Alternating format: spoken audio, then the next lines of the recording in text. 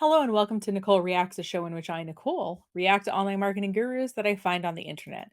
My qualifications for snark and commentary are that I've owned a marketing company for 15 years. In that time, I've worked with hundreds of clients on marketing strategy and implementation. So if you like this sort of thing, I've reacted to everyone from marketing gurus like Gary Vee, Seth Godin, Amy Porterfield, to multi level marketing trainers, to pretty much everyone in between. There's a whole playlist both on the YouTube channel. It's called Nicole Reacts on the Breaking Even Communications YouTube channel. Or if you go to breakingeveninc.com/blog, there is a whole Nicole Reacts category on the company blog. So check that out. So today's person is Ryan Blair. And full disclosure, I'd never heard of him, but Jessica told me to look into him because, as she said, I don't dislike this guy. And here's the thing.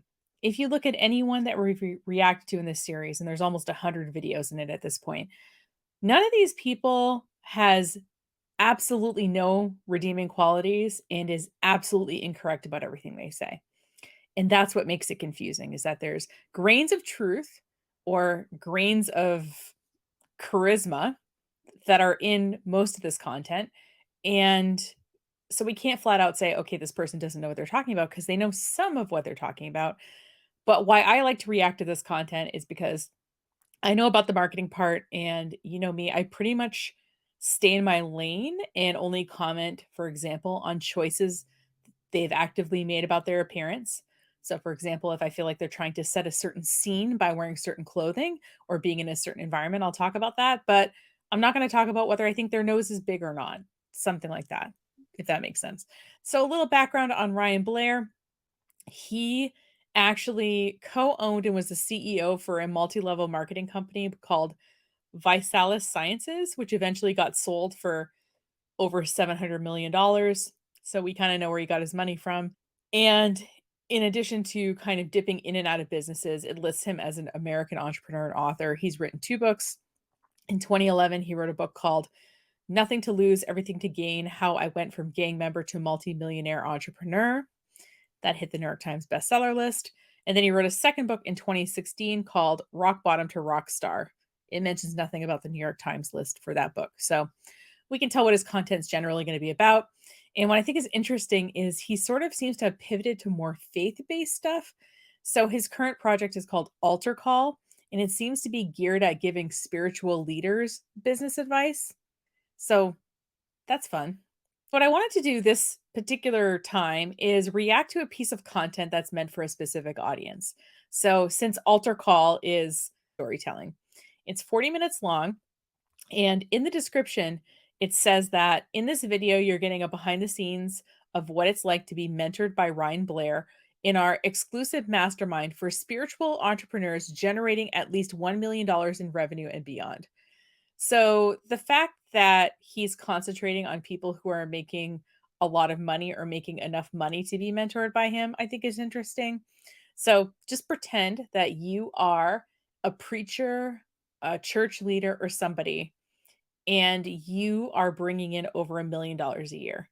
And you're sitting in on this training about how to do storytelling, which is part of marketing, right? It's telling a story. Besides looking out for our usual sort of marketing things that we look out for, we're also going to be looking out maybe for things like spiritual manipulation or things like that. So this is an extra layer of fun for us today. Let's get started. Now, I have something to share with you that I don't think I've ever. So what's interesting is he's got a mic in front of him, right? I have a mic in front of me. It's just a little lower today. I brought my arm stand into the office. His microphone is in front of him, and you hear the quality of his sound versus the quality of my sound. So I don't know if he's in a really echoey room or if the microphone is actually not plugged in, but it doesn't sound like it is. So I'm just going to point that out right now. Think I've ever shared with you. It's a bit nerdy, to be honest with you. One of the things that I love when I made the decision that I wasn't going to pursue materialism in the same way that I was. I used to attach my identity to the ownership of a watch or a Ferrari. I think it's interesting that he's saying this particular thing in front of a group of millionaires, but go off, Ryan. Ferrari or this or that. And I was like, okay, looking at the money in the bank isn't that exciting. So I wanted to buy something, but what could I buy that I could pass down for generations that I would covet, that I would learn from, and that would just be something special. And so I started collecting rare books. And I know many of you ladies are like, that is the sexiest thing I've ever heard in my life. But truth is, it's probably the nerdiest thing you've ever heard. Why would women think it's not sexy to read? I don't know if this is a joke where he's implying that women would rather you be driving a nice car than collecting books or something, but I'm not sure how fair or true that is, but okay. And one of the books that I stumbled upon in one of the auctions or whatever it was a book by a guy named Joseph Campbell. You can kind of see it, still got the shrink wrap on it. This book is one of his many books, but this is the Historical Atlas of World Mythology, The Way of the Animal Powers, Mythologies, the Primitive Hunters and Gatherers. So you're not taking it out of the plastic, so you haven't read it? Or you're not going to read it? I'm just kind of wondering where this is going, I guess. Joseph is a well-known author, and I highly recommend you write down Joseph Campbell. He's worth studying. He's no longer with us. And write this down, but very nicely. I'll give him that. So, my beef with people who tell other people how to consume their content, but I feel like he did this in a very nice way. So if you're going to do it, doing it in this low key way, I'm more okay with than some of the more aggressive things I've seen in some of the other trainings of people being like, write this down. You're paying me a lot of money to not be writing this down. This is better. And his life work was dissecting the power of myth. And this is actually a book you can buy. And there's all. I have this book in shrink wrap that you can't possibly afford as a poor person or is pretty rare, but you can buy this book. Also a Netflix series on the power of myth. This book is a transcription of a PBS series that Joseph had done where he broke down various myths that have withstood the test of time and stories that have been passed down for many times thousands of years. Many of the stories that we tell or the movies that we watch were actually stories from thousands of years ago. In fact, Disney has made billions of dollars simply taking stories that are thousands of years old and turning them into cartoons. And we continue to tell the story of, Little Red Riding Hood and a variety of these different stories, and they will be told in perpetuity because the stories actually speak to us at a certain level that they resonate with us so deeply and they're so connected to our soul and our DNA that these stories will be with us forever. And so tonight we're going to talk about what's called the hero's journey, which is from Joseph Campbell. More recently repackaged by Donald Miller of StoryBrand. That was the way he talked about it. But we're going to talk about it in the context of business. So we're going to businessify it a little bit. Tara's going to come up here and we're going to talk about some of the psychology behind it. We're going to give you a writing assignment. We're going to dive deep into it. But before. Donald Miller also has some sort of faith tie-in too with his stuff. So it's interesting that he's bringing up the hero's journey and talking about it in this historical book, but is not talking about Donald Miller. That's kind of interesting. Before we do that, I want to talk to you a little bit about your soul. See, okay, our souls came here to tell a story. And we get stuck because we think we're supposed to tell the story that our parents tell us to tell. Like the story of, I went to school, I got great grades and got a good job and had a retirement and, lived happily ever after, sitting on my porch in a lawn chair, right? We think that's the story, but that's not why your soul showed up here. Or your soul showed up here to tell the story of a person who became a great musician and somebody told you there's no money in music. And so you were forced to pursue another path. Sometimes your parents said they'll disown you if you didn't. And so you didn't pursue the story that your soul was here to pursue. You pursued something else, and it's just not the story that resonates with you. And so as a result of that, your soul is not able to tell the story that it was supposed to. And so when you look at, why am I here? I am here to tell a story. And we are all here to tell. Sir, I'm here for advice of how to tell my business story. But I guess I'm going to get a sermon first. Okay. A very similar story. And the reason why we're here to tell a story is because up until very recently, the only way humanity would learn is if we told a story. Books were not in every household. And in fact, they're still not in every household. They certainly should be.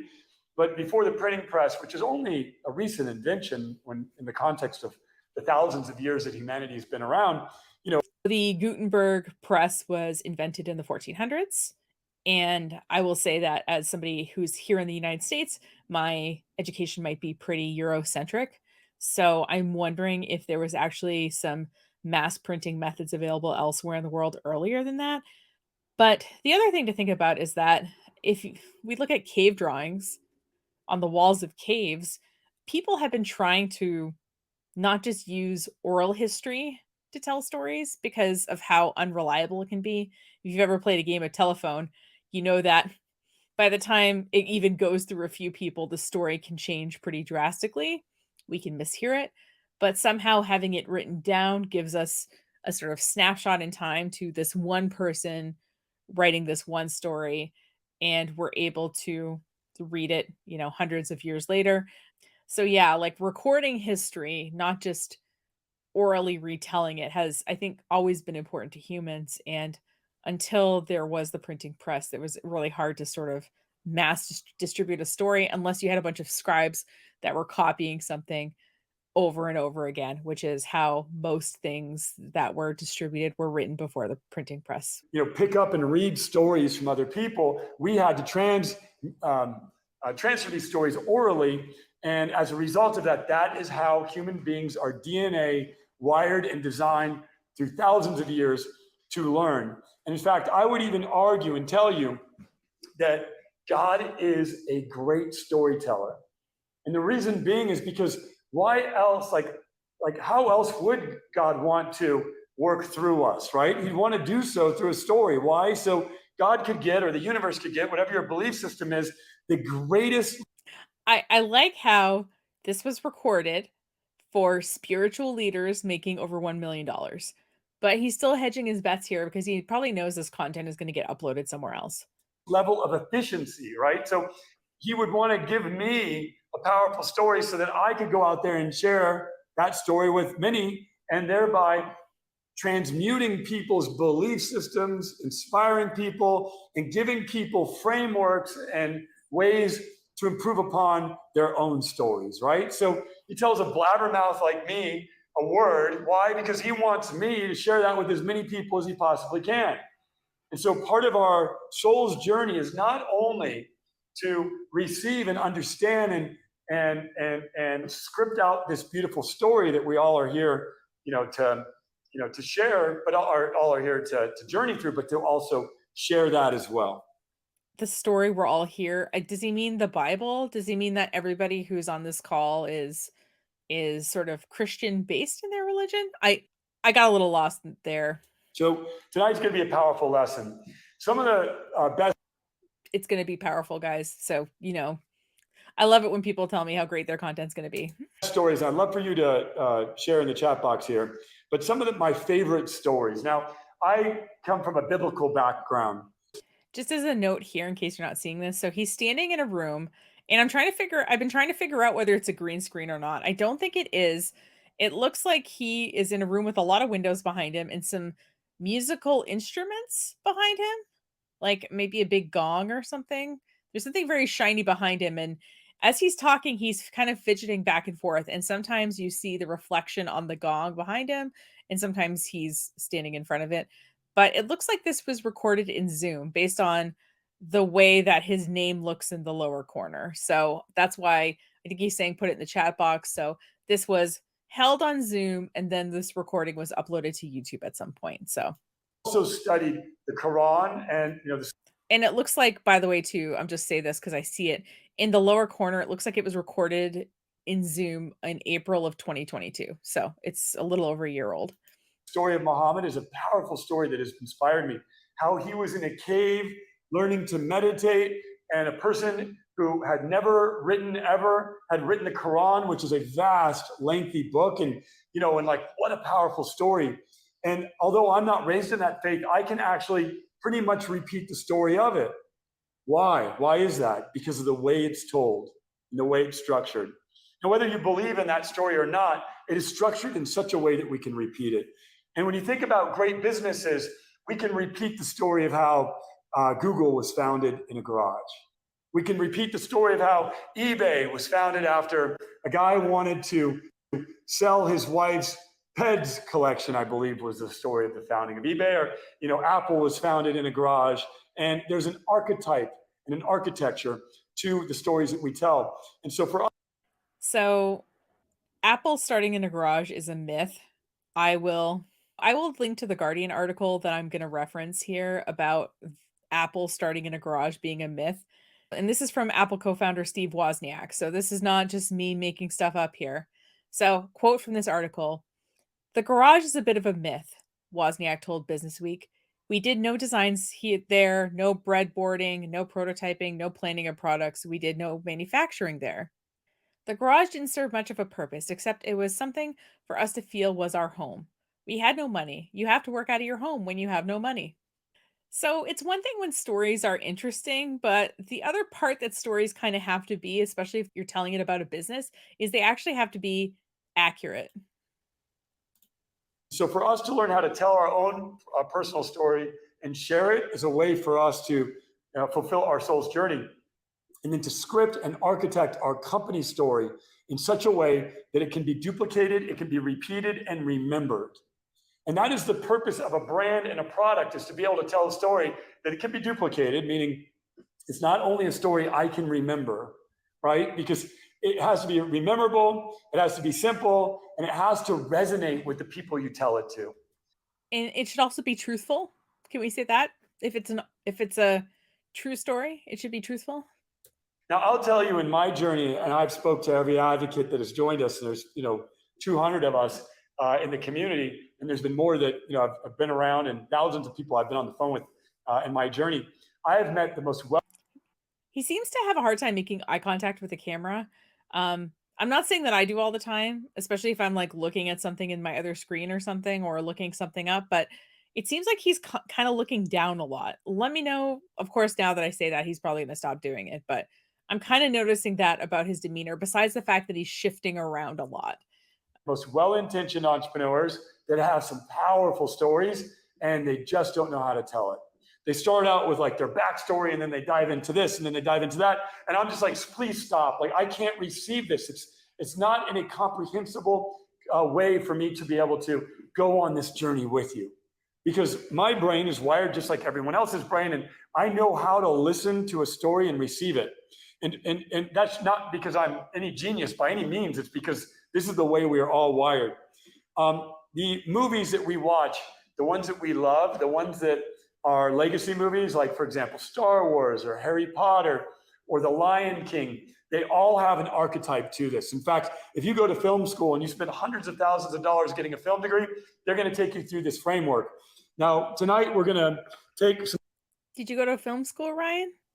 Or do you know someone who did? Just curious. Of what Joseph Campbell has talked about, but we're also going to take some passages out of another book, which I highly recommend for those that are in the internet marketing space, which is called Expert Secrets.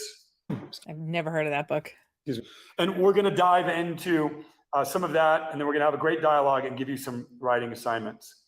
The first thing that I'm going to share with you, though, is every story has a character. See, he's been like looking down for a solid 30 seconds. A desire, and a conflict. So you are the character, you have a desire, and there's always a conflict in a good story. Now, some of you are going to say to yourself, wow, God has put me through a story to tell. And I was sharing with Tara earlier when we were masterminding on tonight's curriculum, like one of the greatest epiphanies that I had in reading this book. As I was reading it, I was in the worst dark night of my soul possible. This is the only book I had available to me, and I'm reading this book, and I'm like, I'm starting to understand. This is why neighbor number one is suing me, whom I never met. This is why neighbor number two is suing me, whom I didn't believe I was deserving. This is why my ex is suing me. This is why this person is. I'm like, this is a story. If this many people are suing you, I feel like it's more than a story. I feel like it's something you probably should look into. I thought the darkest night of his soul would be when he was like in jail or something, or it sounded like he was a gang member. I thought it was like that part of his life. But it sounds like the darkest night of his soul was when people were going after his money, when he had money, I guess. But why are 4 people suing you? Why, Ryan? What a story. And the thing that got me through the hardest times that I have ever faced in my journey was I knew God is a great storyteller, and boy, is this going to make a great chapter in a book someday. Also, shouldn't the Bible be the most important book that you've read? I'm just saying, like, if we're going through the whole, like, Christian leader trope, right? Wouldn't that be the most important book? The stories written by God himself, theoretically? So if you're going through it right now and you're going through a difficult time and you're going through some challenges, this is such a beautiful belief to adopt, is that I am going to tell this story one day in a way that is going to honor God, and it's going to be so beautiful because it's going to inspire people, and it's going to be a beautiful story. And this is an important aspect of our journey through our desire to build something great in the marketplace and to make a difference in humanity. If he's working with spiritual leaders, right? Specifically, what are they building in the marketplace? Are they monetizing their sermon content? Are they building digital products? Are they affiliating for Christian products and businesses? Like, what are they building in the marketplace? I'm very curious about this. So I'm going to dive into an excerpt from Expert Secrets, where we talk about the hero's journey a little bit, or I should say where he does. And I'm going to take you through some slides. They're going to be educational. Now I'm going to invite up Tara, and we're going to talk in depth about this subject from a psychological perspective and give you some writing assignments. Okay, so we're 11 minutes in and we're finally getting this is what we're going to spend time doing. So we have about 30 minutes left in this to get all this stuff done. And I don't know who Tara is yet, but I'll go look her up after maybe. All right, so the hero's journey. So the first, and you're going to get these slides, but feel free to do screenshots and write them down, because it's always good to screenshot, write it down, and review it later. The first is this call to adventure. The hero, which I want you all to embrace yourselves as heroes. You are heroes. You are entrepreneurs that are providing the most valuable service to humanity. You create jobs, you create new products, you innovate, you take a risk unlike anybody else in humanity. You are heroes by the very fact that you have decided to do the highest risk thing ever and become an entrepreneur. Listen, I've been self-employed for 15 years, and I'm not saying it hasn't been financially risky, but in terms of the most important thing I could be doing in the whole world being this, I don't think that's the case. I think this is overly self-important here. Also, he's talking to spiritual leaders, so aren't these people like pastors and stuff? Wouldn't they think that that work was very important? So the hero receives a call to the unknown. In your case, it might be the call to entrepreneurship. Now, number two, refusal of the call. And this is great for those of you who have been refusing the call. Many times I get you on the phone and you refuse the call every time. I'm like, you should hire somebody, and you refuse the call. I'm like, you should invest in some advertising, and you refuse the call. I'm like, Do these people have money to invest in the things you're telling them to spend money on? If not, I can understand why they're saying no. you should meditate, and you refuse the call. I'm like, you should do some breath work, and you refuse the call. And I know, because the next time I get on the phone with you, we're in the exact same place. Now, I'm not calling anybody's name out, but you have. Another thing we've noticed in Nicole Reacts content is how rude these people are with the people who are paying them money. So this is an internal call he's doing with 200 people who are in his community. They're paying some amount of money to be here, right? Because typically these people charge for some kind of membership into their inner circle, right? And this is how he's speaking to them. Like, I just talked to you over and over, and you still don't do the thing I tell you. I don't know. I think someone's allowed to sort of listen to the advice someone gives and maybe take it in and maybe decide to act on it later. I just don't like it that these people get condescending to the people who are paying them money. They're obviously trying to get help. They're obviously trying to improve. Like, why do you need to talk to them that way? You have really refused the call in an impeccable way. And it's maybe you've done such a good job at refusing the call that this is going to be a whole chapter in the book about how you've refused the call. Because I know I have refused the call in my journey. And so I cannot judge you in that, because there's times. So he just spent a lot of time judging you, but then he's going to say, well, I did the same thing. So that's what these people do too, right? Is they'll go off on their audience a little bit and then they'll walk it back and be like, "Well, but I was just like you once. I used to do that. I used to think that." And I don't know what this tactic is. I don't know if it's meant to soften the blow. I don't know if it's meant to be relatable, but I think it's interesting. And we've definitely seen it in more than one presentation on this channel. Where I reflect back at my teachers and I'm like, wow, did they have to go through a lot of nudging me to accept the call? And boy, did I refuse it like 1,000 times. So the obligations or the fear prevent the hero from starting the journey. Could be fear, could be risk appetite, could be self-esteem, could be a belief system that has you refuse the call. In my case, it was ego and stupidity, but I refused the call. Now, number 3 is there's a supernatural aid. Now, as you know, I'm a very spiritual person, and as part of my call, like God literally showed His brand is altar call. Yeah, I think we would figure that out. up and gave me direct messages. You need to, make some changes in your life, and I had some profound supernatural aid in the process. I mean, I could feel my mother's spirit even with me now in this moment. Supernatural aids all around me in my call, and many of you have had similar experiences. But a magical. It's so funny how nobody is ever told spiritually to give up everything that they own, to take the $700 million they got from making a multi-level marketing company that exploited other people and to donate that to the poor. It's so funny how God never tells them to do that. It's always something that they find hard, but something that they, at least on some level, are open to doing. Magical helper appears or becomes known. Number 4 is the crossing of the first threshold. The hero leaves their known world and ventures into the unknown. I had never in a million years thought that I would create a spiritual community for entrepreneurs. In fact, I don't think there is any such thing as there's no books you could go to the bookstore and say, I'd like to buy a book on how to create a spiritual entrepreneurial community, right? So in the US, we have a separation of church and state. They're supposed to be separate. Whether they're separate or not is another story.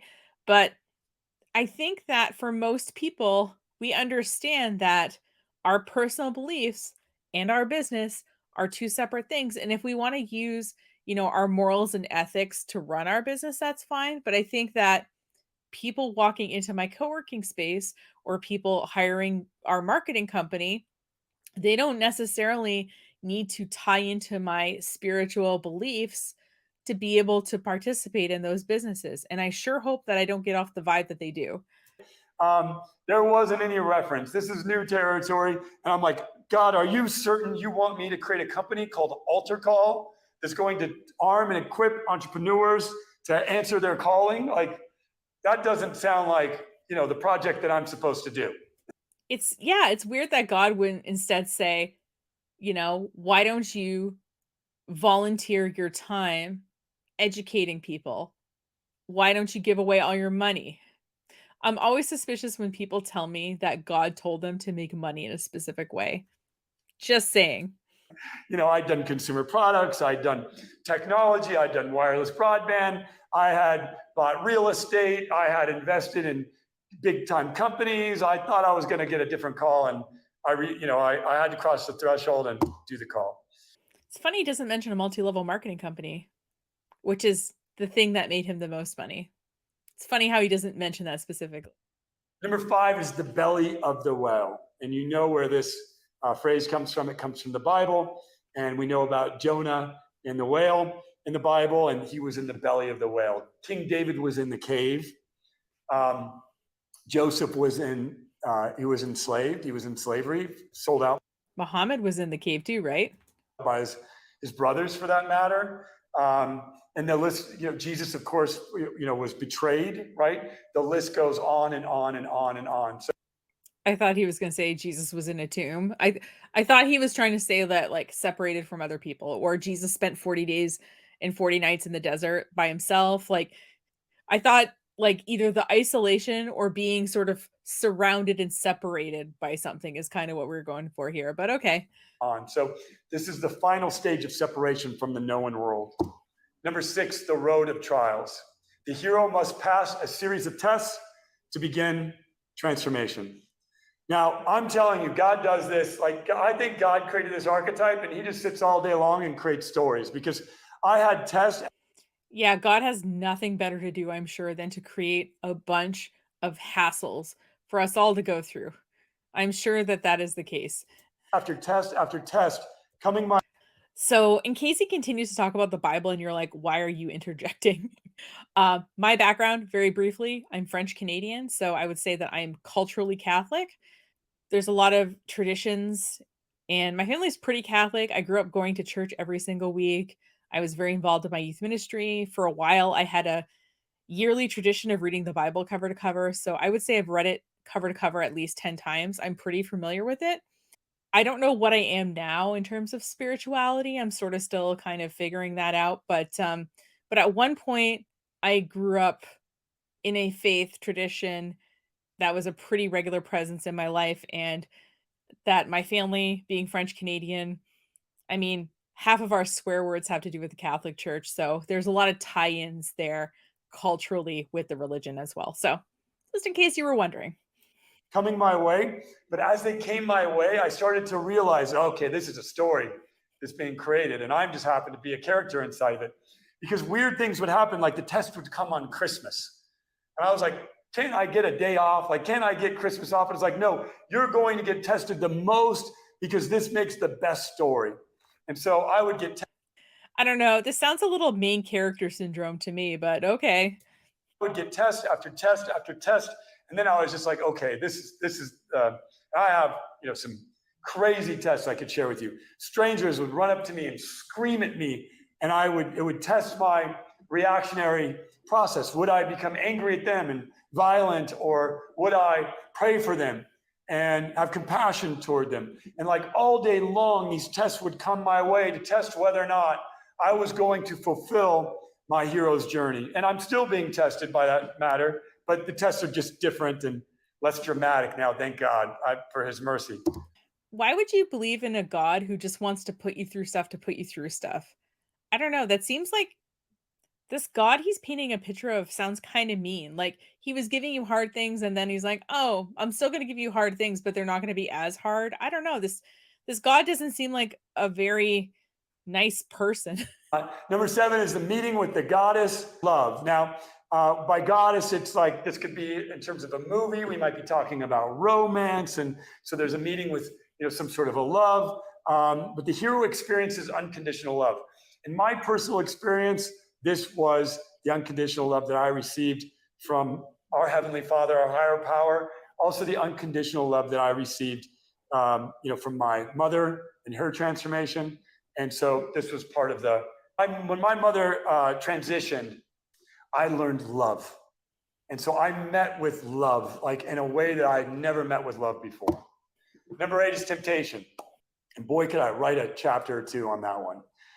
The hero faces temptation that will distract them from their unique quest. We know about the story, for those of you who are of a Christian background, as I am. We know about how Jesus was tempted multiple times when he was in the desert for 40 days, right? And there's plenty of other faiths that talk about the temptation of the heroes inside their faith as well. The hero faces temptations that will distract them from their ultimate quest. I was tempted with, I don't even want to tell you how many, but Ooh. He was like, "Let me tell you something juicy. Hold on though, I'm Christian and I can't really talk about that now." I can tell you that I resisted 99% of the 10,000 temptations that came my way. And so, there's a few that I took action on that I have since repented and regret.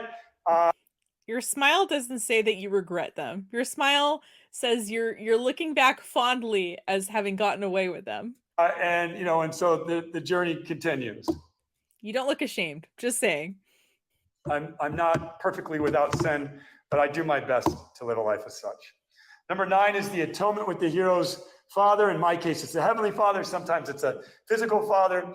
But in this particular case, the hero must confront the person who holds ultimate power in their life.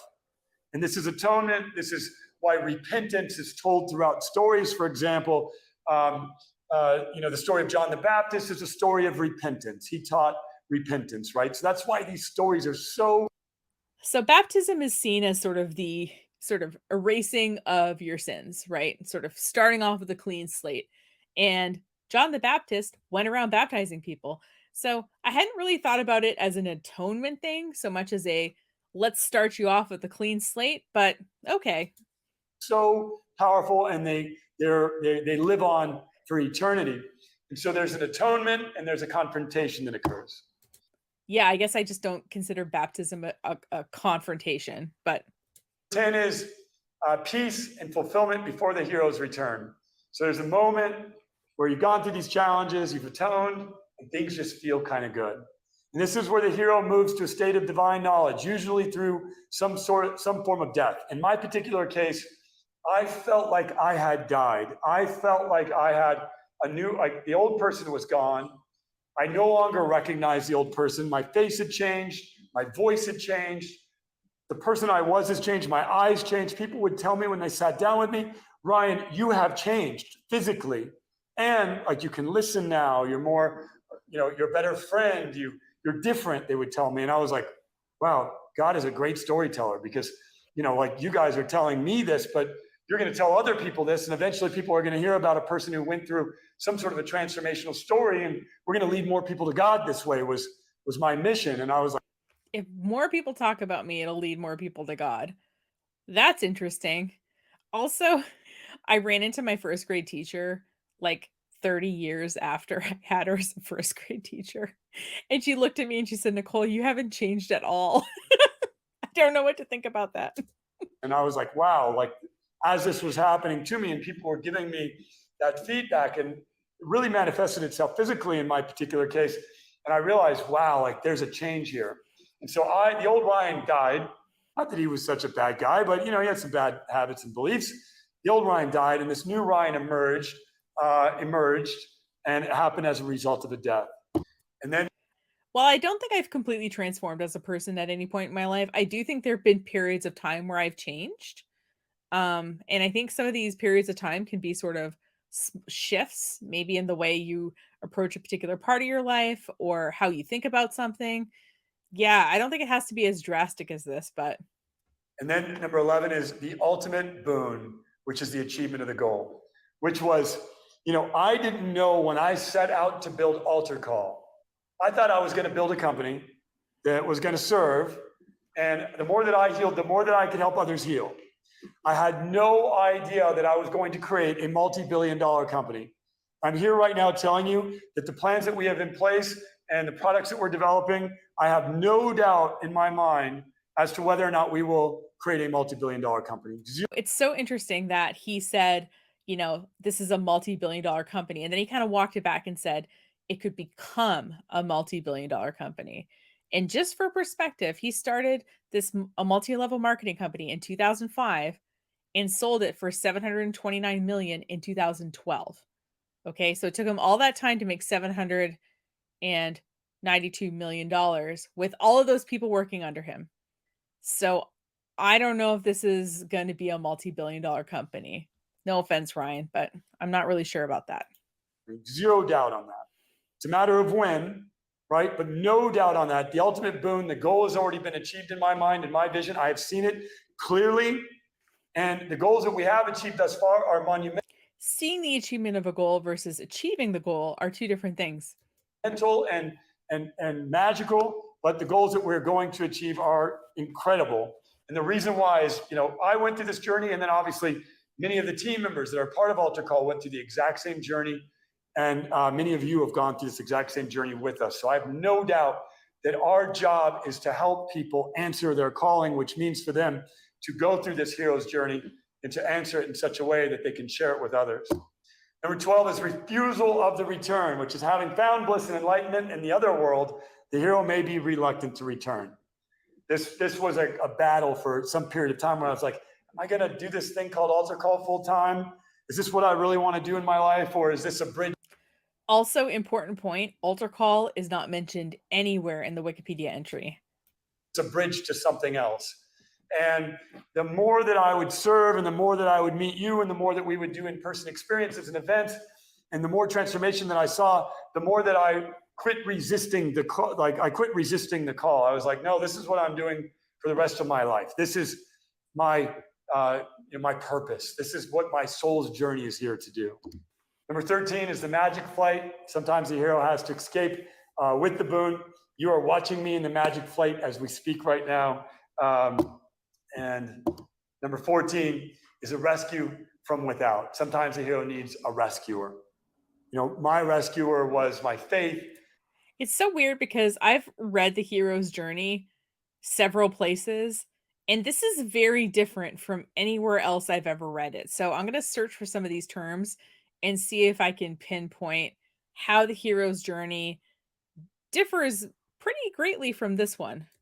Heavenly Father, the angel of my mother and my presence and my father and many other people that have transitioned that I can feel supporting me.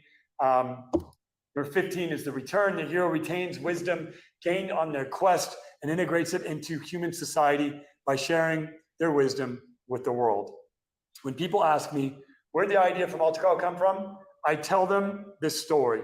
I tell them it in a structured way, and it resonates with people. Many of you are here because you've seen an ad about the principles that I obtained when I was in the cave. These are the principles that I wrote, meditating and writing for 2 years straight. And many of you resonated with the energy that I was sending out to the world through this ad. You clicked on it. In fact, 26,000 people have gone through the principles course so far. 26,000, and we're just getting started. And that all came as a result of me receiving some visions, some word, some revelations when I was in a cave. And when I came out of the cave and answered the call, I started crafting this course called Principles, and most of you are here as a result of it.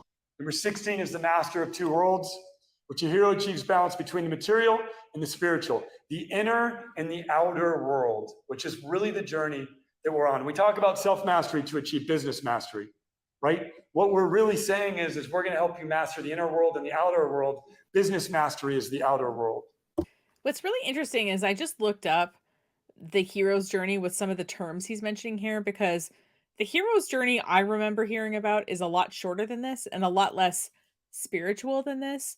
But see, this seems to be his hero's journey specific to this Joseph Campbell person of the book that he was referencing at the beginning.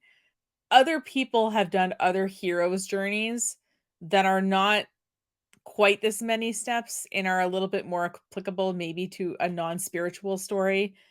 So I will link to a few versions of the hero's journey that I find that aren't just this, so that you can see what I mean. Like, there's not usually 17 steps to it. So this is interesting. Number 17 is freedom to live. And that's the ultimate freedom, the freedom from fear of death. The hero lives in the moment without concern for the future or regrets of the past. How many of you, by some love in the chat box, would say hallelujah to that idea, right? To live in the moment without fear of the concern for the future or regrets of the past, right? Isn't that what we're all here to do? Except we all plan for the future a little bit, right? Like, that's why we have like retirement accounts and insurance and things like that. Like, we know bad things are going to happen and we're sort of trying to plan on it a little bit. I don't know. I think some future planning is required, but now, for those of you that are not at stage 17 yet, that's just because you haven't crafted your journey and the narrative correctly, and you haven't shared it enough and told it to enough people to get you enough customers to progress you through the steps. What does this have to do with getting customers? Me not being afraid of death is equivalent to me having enough customers? This seems weird, but... And that's the excerpt from Expert Secrets. Now I'm going to invite up Tara, and we're going to dive into some of the psychology here and answer some Q&A, and hear some Tara's thoughts on the subject. So Tara's dressed pretty casually here. She's got a baseball cap on and a polka dotted sweater, and she is holding a small geriatric looking dog, which I can appreciate. I love me an old dog. I think the main things I want to add to the conversation, which we are going to talk more deeply about identity next week, but the concept of story, right? It's so related to the concept of identity. And the main thing I want to impress upon you guys is that we don't just tell stories, but our stories actually tell us, okay? Because they shape our thoughts and they shape our memories. And it's how we quite literally make meaning of the world around us. It's how we make meaning out of experience. Our brain is actually wired for story. And if you really pay attention to your thoughts, you'll see that you're actually telling a story all the time. Our brain doesn't know how not to tell a story. It's just that we're not aware of this mechanism that's at play. So what do we often I don't get how we're learning to tell a story in this broadcast. We learned that there's 17 steps in this hero's journey. Can we see some examples of business storytelling that incorporates these 17 steps? Or, hey, here's an example of a story that is clearly at this step of the process. That would be helpful. Some what examples. do we often do? We tell stories that aren't very helpful to our journey. And they can really hold us up, which I am going to dive really deep with you guys in on that next week. But I just wanted to impress that on you guys, just to start thinking about this concept of story and how it actually determines who we are in the world. I think in the top small group, you're also going to dive into stories as well. Yes. So it's important for those of you who are brand new in your altar call or in your back office for the advocate program. You also have access to Transformation Accelerator program, and there is a lesson on story in there. But tonight we're going to a depth level that isn't in that lesson. So I do recommend you go back and go through that lesson of story. But then also tonight we're going to dive even deeper. Now, one of the stories I hear people tell often is the story of betrayal, right? So it's like and by the way, the story of betrayal is one of the hardest stories to get over. It is a story that the reason why there's so many stories out there in the movies and the various mythological characters that have been with us for thousands of years. Many of those stories are stories of betrayal. Why? Because betrayal is a hard thing to deal with. Yeah, it's a really hard thing to deal with. And the thing about changing the script and changing the story, like one of the things I've realized over the last couple of decades is that the really important kernel of that process is extracting the lessons of the story. It's that ability to know and to understand, like Ryan was saying, that there is a purpose to the story, but it's up to us to extract the true gold from it so that we're no longer telling the story of betrayal, to use that example, because it's such a good one. Because betrayal, it's not that people don't quote unquote betray one another, but there is a layer of story there, right? That's a meaning that we're making out of the situation. And eventually, if we do the work and we do it really diligently and thoroughly, which is another thing we could talk about, right? Because a lot of times what we're lacking is the courage, because we haven't made that inner journey, the courage to tell ourselves the truth. Well, because we're not seeing ourselves as heroes. We're not seeing ourselves as heroes. Right? So if you saw yourself as a hero, you have to have. I don't know if most businesses don't tell their business story because of a lack of courage. I'm just going to say it. I'm also trying to figure out, by the way, while they're talking, who Tara even is. So stay tuned for that. You have to have courage to be a hero, right? You have to have courage. But on that, so the story of betrayal, for example, is a good example. It's like the story is betrayal, but the happy ending is forgiveness.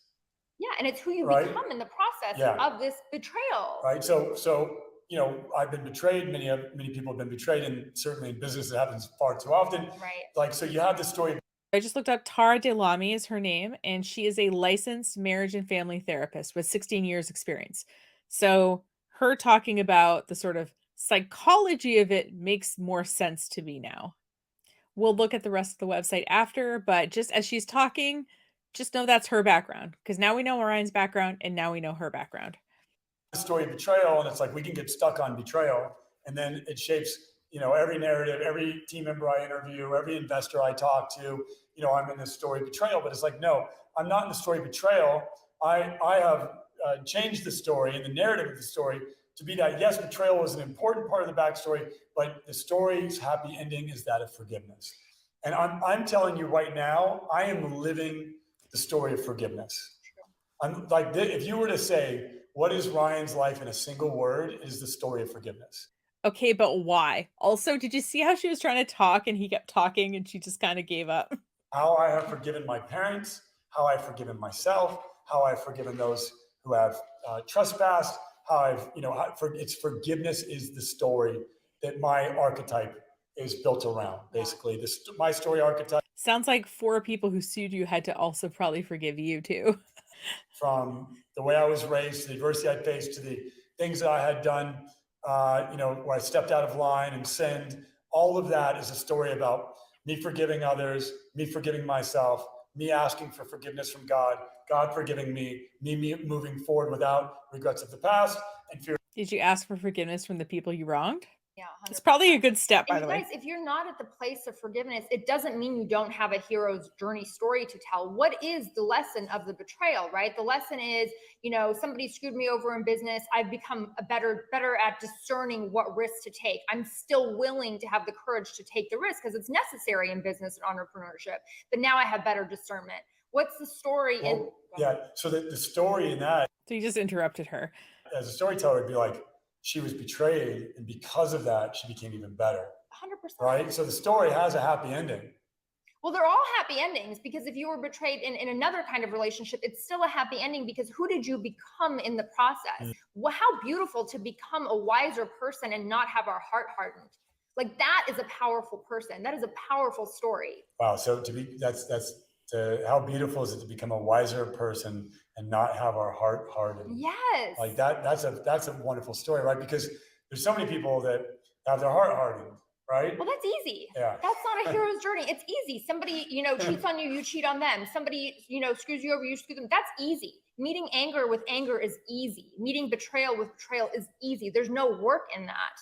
Got it. Yeah. So one of the things that Tara and I were talking about earlier is how there's really always two plots in the story. Mm-hmm. There's the desire, and then there's the second plot, which is the person, as she was just mentioning, that you have to become in order to achieve the desire. So you just went through 17 steps to tell a story. And now you're saying, actually, there's like a plot and a subplot. Can you please show an example of how somebody would use this information to craft a business story? Right. So exactly. So the first layer of the story is you want to go from being, broke to being a multimillionaire. So that's the external story, right? You want to go from being single to being happily married. But there's an inner story. There's an inner journey that's taking place as well, which is fundamentally that journey from fear to courage. If you want to put an umbrella theme on it, but it's also the journey from, being not discerning and trusting every single person that comes your way and thinking there is no such thing as bad people or people with evil intentions and becoming the wiser person. That's an inner journey. From naivete to wisdom is an inner journey. Mm-hmm. And it will help you get the outer thing, but the inner thing is required. And I'm trying to figure out if she has, when you buy a new hat and there's a sticker on it, I'm trying to figure out if she's got a sticker on the brim of her hat or not that she forgot to take off.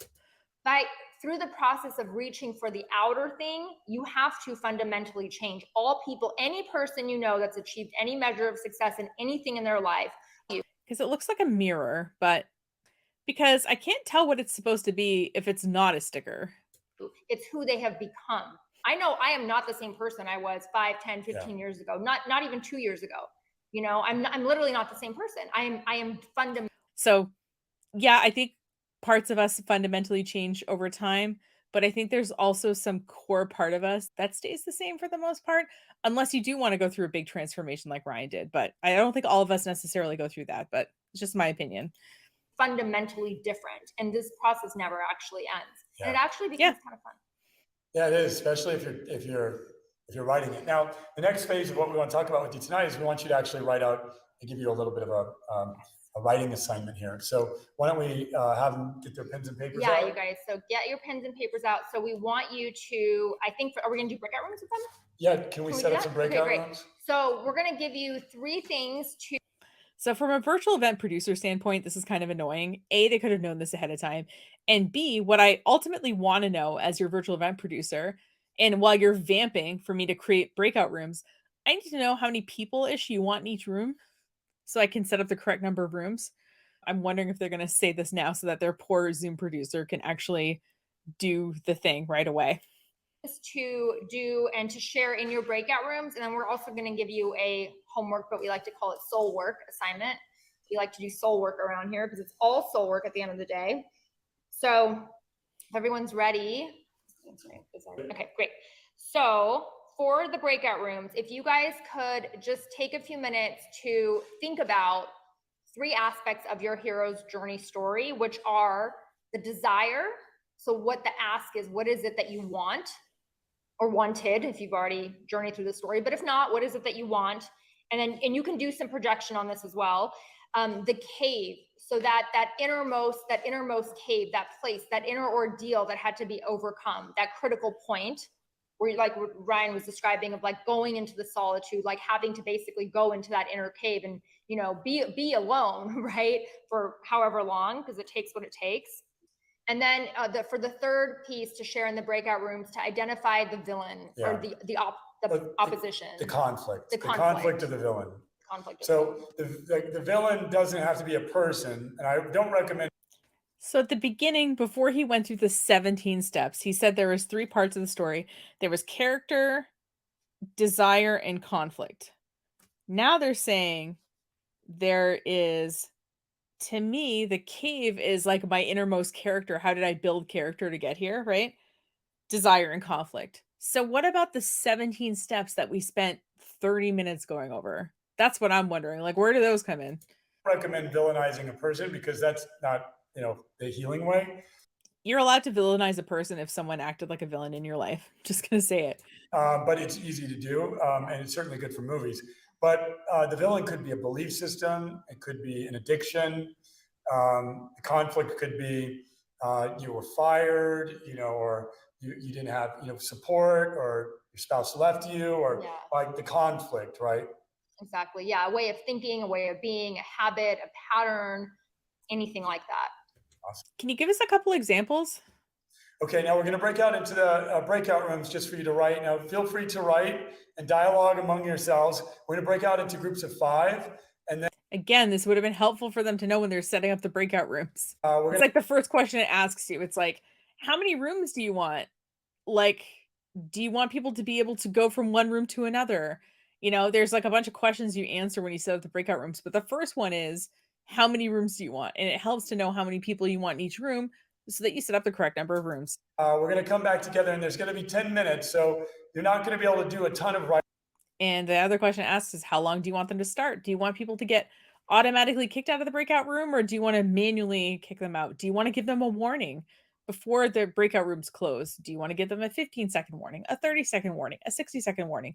Again, it's like this form you basically fill out to set up the breakout room, but knowing how many people, how long, at least those 2 ahead of time, makes it so that you can actually set them up correctly. A ton of writing, because we're going to give you, I think you said soul work, not homework. Soul work. We're going to give you some soul work to continue to craft this. So you can come back next week with your hero's journey completely crafted out. Yeah. And we're going to break out into groups of 5 and do some writing, and then come back together as a community. I wonder if they're going to leave 10 blank minutes here and not have edited them out. And we'll be about 10 minutes. Yeah. And then you guys don't worry. We can like have your questions written down, because next week when we go into identity, it's very strongly correlated with story. So I will take all your questions on that as well next week. Awesome. So why not put the 3 things they're supposed to work on in the Zoom chat so that they can reference the chat while they're in the breakout rooms, because they won't be able to see you anymore once they go into the breakout rooms. So by the way, if you're brand new, or, you know, introduce yourselves into the breakout group, just say hello. We like to do these breakouts. And if you already know what your desire is, in the cave you're in, the conflict that you faced, you'll feel free to share it, pin it down. We have some more writing for you to do when we return, and we'll see you back here in about 10 minutes. Now for the next. Okay, they actually edited the 10 minutes out of the breakout rooms. What I don't understand is, why did I go to a breakout room so I could silently write? I thought the purpose of the breakout room was to share, but what do I know?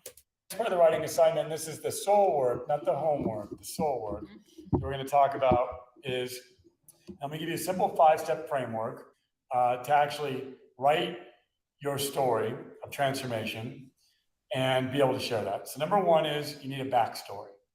Okay, so we went through 17 things, and now you're going to give us the 5 things we actually need. Okay. What's the backstory? Number 2 is you need a paragraph around the journey. Now, number 3 is you need the discovery of a new opportunity. And I'm going to digress for a second in that every great business has the story of a technical insight or new opportunity that the entrepreneur experienced. I don't get, this is so not helpful to write. I'm just going to say it. I say this as somebody who I think is a pretty good writer, who's gotten awards for their writing, who has gotten high grades for their writing. This is not going to help someone write something good. Facebook, for example, he wanted to take the antiquated hard copy Facebook at Harvard and digitize it. Google wanted to make a relevant, messy search relevant and trustworthy, right? Steve at Apple, he wanted to, design a phone that actually had internet, an MP3 player, and a phone. I think, okay, the way this guy understands companies is really interesting. Right? So like there's a technological discovery in those particular tech companies or a new opportunity, which is 3. Can you use a non-tech discovery as an example? Number 4 is, after the new opportunity, would be the framework that was derived from that new opportunity. It might be a new method of, in our case, we have developed methods of coaching that are new. It's one of our discoveries. Principles have been, we have new principles, new frameworks, new teachings, new methodology that's come from that. In your case, it might be a new product, a new service, a new offering, that came from there. And then the 5th is the achievement and the transformation. Now, when we're sharing a framework, for example, simple ways, you describe how you earned it. So I'm going to talk about the principles course. So the principles course came to me by way of doing 2 years worth of meditation, tens of thousands of hours in isolation. I received a download of over 200 principles that I'm going to share with you here today. These principles are discoveries that have changed my life and have changed the lives of many of our students. So what I've done is I've shared with you how I earned this wisdom or this product or these principles or this service. And I went through a great length. And what that does is make you say, wow, this person put 10,000 hours into meditation to give me 50 principles. I'm interested in this, right? Does this sound like a very interesting story to you? That I meditated for 2 years, and then I had an idea for a list of principles that I'm now selling you as a course. Does that seem like an interesting story to you? Because it seems kind of boring to me, but And then I shared with you the second part of it was how these principles have transformed other people's lives, which then anchors in this particular format. It anchors in, wow, like that's powerful. I want these principles as well because they were earned. But I thought it was my story. Why am I telling other people's stories, aka testimonials, in my story? And the individual, there's results associated with them. So I'm going to go back over this 5-step framework, and this is your homework, your soul work, which is you're going to write out your backstory, the journey you went through, the new opportunity or technical discovery that you found out. And by the way, it might be that you just discovered a new way of doing business, or you discovered a new way of management, or a new way of leadership, or a new way of operating, right? It might be that you discovered that you could have a remote workforce versus an in-person workforce. Like the discovery doesn't necessarily have to be, specific to our particular education model. Number 4 is, as I mentioned, the framework or the product or the service that was derived from that. Number 5 is the achievement or the transformation that product or that service has created. And so that's how we craft a hero's journey. And if you spend some time articulating a story and craft it and practice it, as I have done with Altar Call, life gets better and better and better every time you tell the story. I don't know if this framework is particularly useful, but something new. In particular, the last step is achievement. So this idea that this thing exists, it's been out there and it's been changing lives. What if it's something that's brand new? How do we tell the story then? If there's been no achievement yet, or there's been no transformation yet, just that this product has launched, right? Because you get more efficient at telling it, you get feedback from the audience, you see what resonates and what sticks, and you become a better storyteller. The better storyteller you are, the better your company will perform, because eventually, as the company scales, as ours is, my job just becomes telling the story to prospective customers, to prospective team members, to prospective investors, right? As I build the company, it's just, I got to tell this story. And if you're not raising money, I can see how this guy comes from a multi-level marketing background. Running a company goes beyond telling the story of the company. I think everyone in the company needs to have a shared story about it. You can tell this guy has an MLM background, right? It's starting to show now. raising money effectively, and you're not recruiting team members effectively, and you're not Recruiting team members, recruiting new customers effectively, is because you're not telling a good story. telling stories to recruit people. Sounds like an MLM, but okay. Because if you told the story correctly, people would buy, invest, and join you. But if you tell it incorrectly, they're not going to buy, invest, and join you. If it's my story, how am I doing it incorrectly? I can see if I'm doing it like inefficiently or non-optimally, but how am I telling it incorrectly unless I am lying in my story, right? It doesn't move them. We know the thing that moves people to pull out their thing is emotion. And without the story, I mean, especially as leaders and entrepreneurs, you're not relatable, right? You're not gonna, there's no movement. You're not telling people how you're gonna move them from point A to point B. And the other really key piece to all this is, aside from the credibility of like also Somebody in the background is coughing. Poor person. But did his story seem moving and emotional to you? I meditated. I got a download about 200 principles, and now I'm going to share them with you in this course. Do you feel any emotional attachment to that, or do you feel moved at all by that story? I mean, I don't, but also that ability for people to trust you. That is all built, and there's many other things that are facets of story as well, but those are all built through story. Yeah, that's powerful insight. And so, many times when people tell me that their results aren't working, this isn't working, that isn't working, I'm like, we got to look at how you're telling your story. And also realizing that many of your businesses, for those of you who are coaches, your job, and this is a revelation that came to me, is after I had gone through this story, my story was now the story of others. So after I had gone through my own healing journey, it was a matter of me helping heal others. So my altar call moments were now derived from the altar call moments of the people that I was serving. And so it's important to realize that, and today I wrote in my own journal, I said, my job is to help people, right? So like whether you're a private client, I'm helping you help your employees. Poor Tara is like trying to stay awake and keep a straight face. I'm helping you help your investors to return, or I'm helping you help your customers, right? All I do for a living is help people. And that's pretty much all you do too, because you're helping your team help your customers, right? And so all of us have pretty much the same job, but we have to understand it, and we have to be able to communicate that very simply in a format that resonates with the people that we're called to serve. We're going to turn it over to a couple of questions. We might have time for 2 or 3. Just one other thing I want to say real quick. If you're not at that, I mean, it's all about, there's levels like to everything. We talk about this all the time, right? And if you're not at the level yet where you're helping people help people in the same way that like what Ryan's referring to, I think the single most important thing to do is to hone the craft, like hone the skill set, like focus on that before you focus on anything else. Yeah, well, that's part of your story. I feel like Tara has more useful advice than Ryan does. I'm just going to say it. Right, that is part of the call, story, the transformation. Yeah, get clear on it so you can tell the story of like your gift.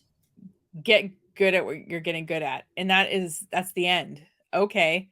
I guess we're not going to get to the questions. So as a reminder, this training was actually called How Spiritual Entrepreneurs Master the Art of Storytelling. Do you feel like you mastered the art of storytelling? Do you even think you heard an example of a good story in that training? Do you feel like you could replicate this process that they went over in this training? Because I don't. The format that they recommend, which is backstory, journey, discovering of a new opportunity, framework or new things that come from the new opportunity, and achievement in transition. I feel like I would have a very hard time writing a story that was interesting using this framework. Do I think Ryan Blair knows what he's talking about? I feel like he reads books. I feel like he invested, learned, and taught. I'll be honest, I don't think I learned much in this training. What I thought we could do is take a look at his website and maybe his social media and see what's going on there. And then I could evaluate his, I guess, marketing prowess a little bit more specifically. So this is the Altar Call website, changing the world by changing the way the world approaches business. I'm going to click call to change and see what's going on here. So I see I'm brought to a Calendly calendar. Call to change. It's a 15-minute call. Altar Call is a simple system that helps you become more so you can receive more from what life has to offer. Pick a time that works to experience our team and learn about our Altar Call methodology and ship. That's going to be expensive. So I'm going to hit the back button and take a look at the rest of the site. Okay, so this is Our Way is Spiritual Entrepreneurship. I'm going to scroll. There's a better way. You turn your career into a calling, you contribute more to society, you make more money, your employees are happier, and you are happier. So, spiritual entrepreneurship involves connecting spiritually, connect your purpose to your profit, and then scale rapidly, build a legacy. I don't get what scaling rapidly has to do with doing anything spiritual, but so there's a little bio from Ryan, dear hero, dear leader, I do. Lewis Howes has endorsed him. Not surprising. So it looks like they have events, programs, retreats, and AI powered coaching. So he's developing an AI? That's interesting. I'm going to look at the programs because I'm really curious what people were paying for to be on that call we just watched. So I think he referred to Advocate Accelerator as the thing. Okay, so I'm on the Advocate Accelerator page. Foundational training in spiritual entrepreneurship. And it looks like there's spirituality, science, and success. I don't know where the science is coming from here. I'm just scrolling to see how much this program is. It looks like there's different parts to the program. There is, okay, it's a 6-month program and it includes these things. And I have to get on a call to see how much they cost. I couldn't find his pricing anywhere, but I searched around. I found this indexed page on Google, but when I click on it, it doesn't go anywhere. So I'm going to put it on the screen just so that you see I'm not making this up. So it looks like the full payment for the program is $5,997. So $6,000. And as we saw, it's a 6-month program. So now there, it looks like there's a payment plan, and typically these people charge more for the payment plan than they do just for paying for everything up front. So minimum of what we just watched, the people watching it were paying a minimum of $1,000 a month to access that content. I don't know. It seems a little gross to me. What I don't understand is why he spent about 30 minutes of this 47-minute training going over the 17 steps in the hero's journey, the spiritual one, only to give us 5 steps in our homework that had nothing to do with the 17 steps he went over. There was no examples given, no examples linked to that I could tell anyway. Let me check the show notes to just make sure. I just checked the show notes and there's no resources mentioned there. Because sometimes, if you're going to go over something in depth, maybe you don't have time to go through a bunch of examples, but you could link to examples in the show notes and refer to the fact you're going to link to some examples that people can review later. I'm just saying, if your whole platform is going to be, I teach people stuff, you have to try to teach them stuff effectively. I don't know about Ryan Blair. I don't think he necessarily knows what he's talking about, but I think he's really good at selling high ticket things. I think he has some friends in high places like Lewis Howes. I think he's using God to try to sell things. And I think that making almost $800 million selling a multi-level marketing company, he probably has some money to throw around, making a website, hiring people, and doing other things to seem more legitimate. But the website isn't bad, but I'm not going to pay $6,000 to learn to be a spiritual entrepreneur. I feel like I can work on my own spirituality and take what I've learned into my entrepreneurship without this guy's help if I'm going to do that. Let's take a look at his Instagram and see what his marketing actually looks like. So he's verified. Let's look at his story. Prioritization depends on what day of the week it is. I look at impact. How is this furthering my soul's purpose and how many lives can I impact with this? I also look at income because I need the money to make the impact. So I have to generate a tremendous amount of income. Okay, I'm just pausing this.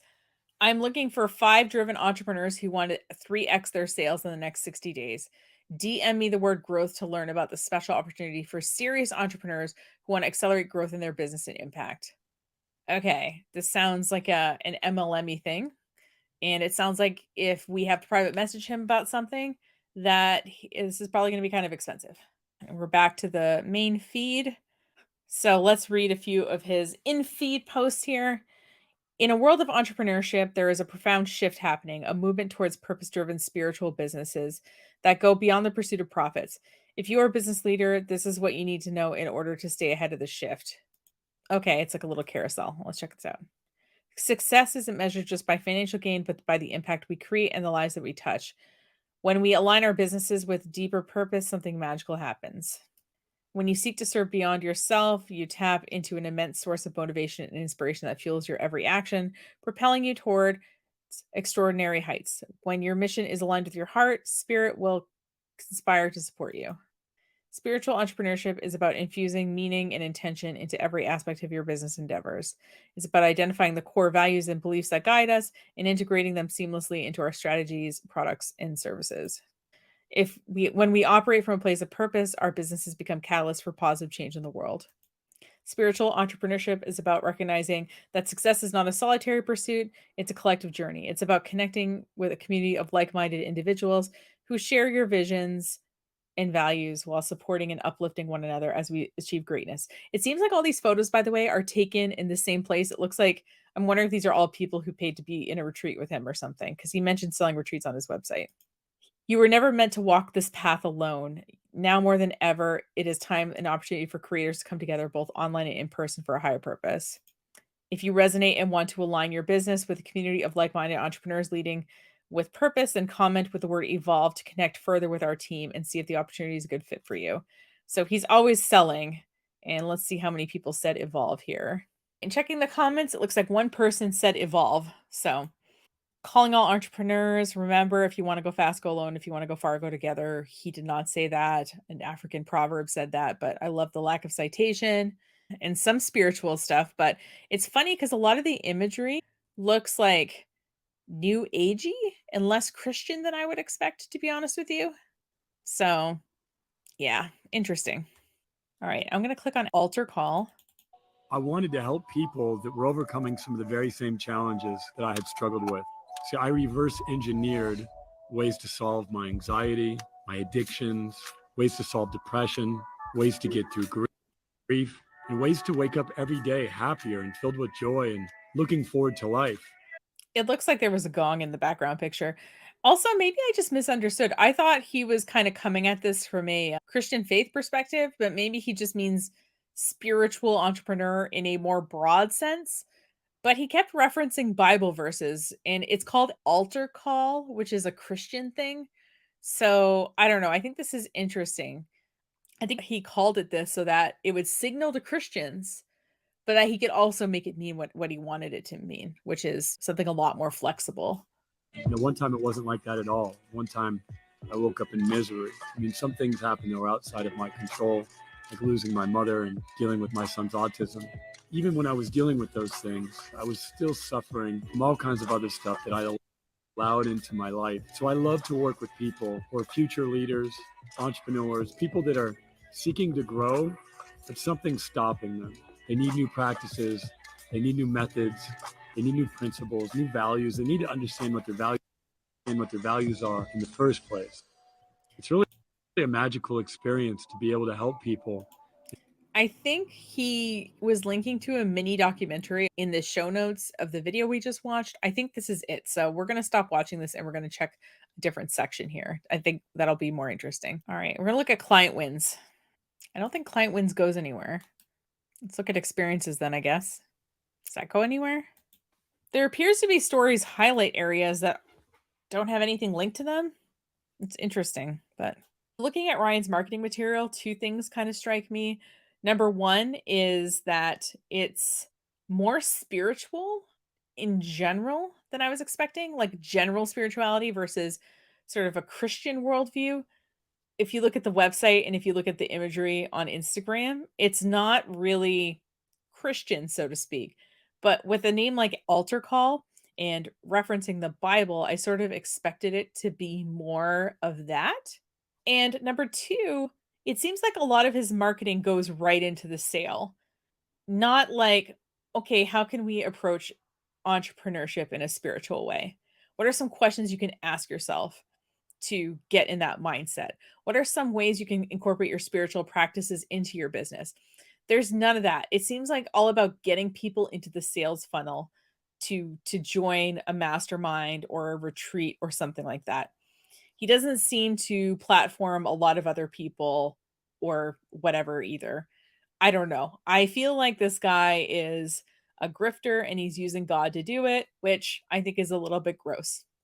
Just my opinion. Sorry, Jessica. And if you Like this guy, that's totally fine. Just don't spend $6,000 with him, okay?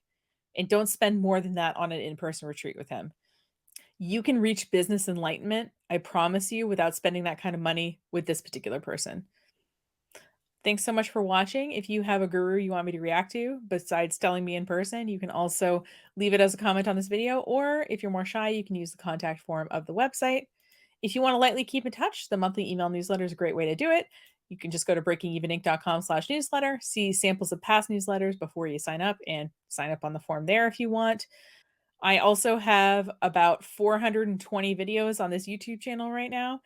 There's 90 in the snarking list, which means there's 300-ish that are teaching you how to do stuff, so you can check that out.